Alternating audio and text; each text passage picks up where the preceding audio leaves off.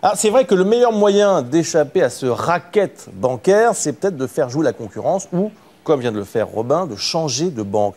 Mais alors, si vous vous lancez dans cette entreprise, on vous souhaite bien du courage parce que tout est fait pour vous en dissuader. Voici le reportage de Gaël Legras. Comment faire si l'on estime que les frais encaissés par son établissement bancaire sont beaucoup trop élevés? Eh bien, il faut s'engager dans un véritable parcours du combattant. Attention, première étape, changer de banque. Oui, et alors, bonne chance, car ce n'est pas facile, mais alors pas facile du tout. La preuve, plus de 40% des clients disent vouloir changer d'établissement, mais seuls 4% des Français le font réellement chaque année. Ainsi, le taux de mobilité chez nous est donc l'un des plus faibles d'Europe. Aujourd'hui, c'est la croix et la bannière. Si vous voulez changer de compte, eh bien, vous devez faire toutes les opérations. C'est à vous d'aller prévenir toutes les sociétés, tous les organismes qui prélèvent sur votre compte de vos nouvelles coordonnées bancaires. Si vous en oubliez un seul, eh bien, vous pouvez vous retrouver en situation d'incident de paiement. Et donc là, ça représente des frais. Et ces inconvénients, il faut bien le préciser, ne concernent que le changement de compte courant. Si jamais vous avez en plus un PEA, une assurance vie ou encore un PEL, alors les frais de clôture peuvent aisément dépasser les 300 €. Donc non, définitivement non, ce n'est vraiment pas simple de changer de banque. Cependant, si l'on y parvient, il y a alors une deuxième épreuve. Comparer les banques pour savoir laquelle pratique les tarifs les plus compétitifs. Et là encore, pour y parvenir, il faut s'armer de courage. Selon la Commission européenne, un Français sur deux n'a pas les moyens de comparer les banques entre elles. En cause, la grande opacité des frais bancaires.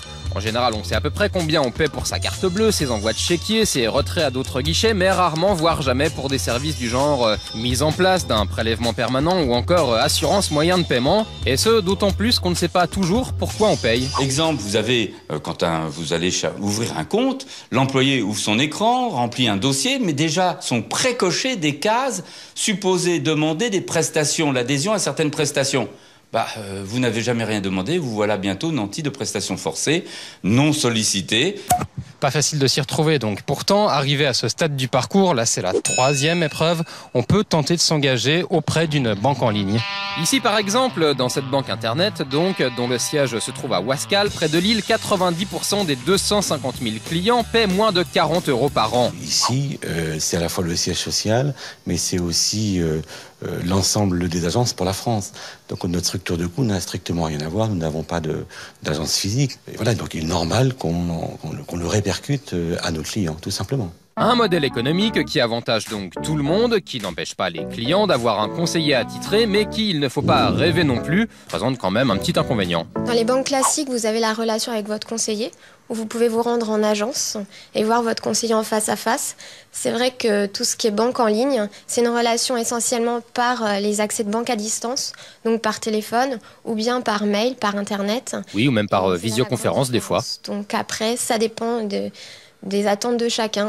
Bref, pour finir, si tout cela ne vous convient pas, il reste malgré tout une quatrième étape, prendre son pactage et partir pour la Bulgarie. Là-bas, les frais annuels bancaires sont les moins élevés d'Europe, seulement 27 €. Alors allez, au revoir.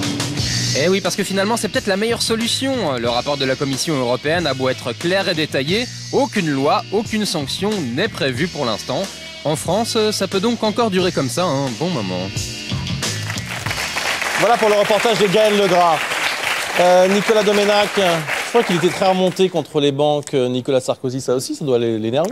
Ça l'exaspère, mais n'hésitez pas à écrire au président de la République, d'ailleurs, si vous avez des problèmes avec vos banques, parce que c'est un client lui-même de la Société Générale, mais qui était remonté contre la Société Générale et contre les autres banques, notamment à cause de ça, à cause des frais bancaires, à cause des agios qu'on paye quand on est en découvert, alors que le responsable de votre compte vous appelle pas, tandis que quand il a un produit financier à vous placer, il vous poursuit jusque sur votre travail. Je cite le président de la République. Donc, il faut maintenir la pression. Pour maintenir la pression, il faut écrire au président. Il faut écrire au président, c'est pour que lui-même répercute. Voilà, ensuite, parce qu'il donne des instructions. Il a donné des instructions à Christine Lagarde, mais il va falloir suivre. Très bien. On a un message là de Julien sur canalplus.fr qui illustre exactement ce qu'on vient de vous montrer. Alors il dit, voilà, comme vous l'avez si bien dit, je ne connaissais pas bien les raisons des frais qui m'étaient débités chaque mois.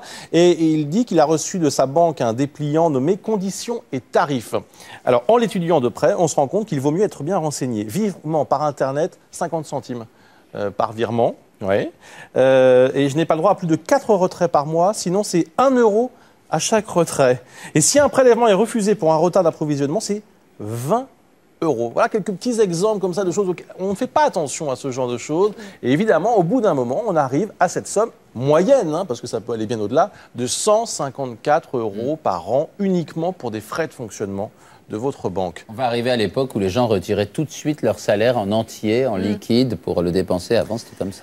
On attend d'autres messages, bien sûr, sur canalplus.fr. On y reviendra demain dans le débrief de l'émission. Mais c'est vraiment important. Faites attention parce que si on continue comme ça, on peut vraiment aller dans le mur.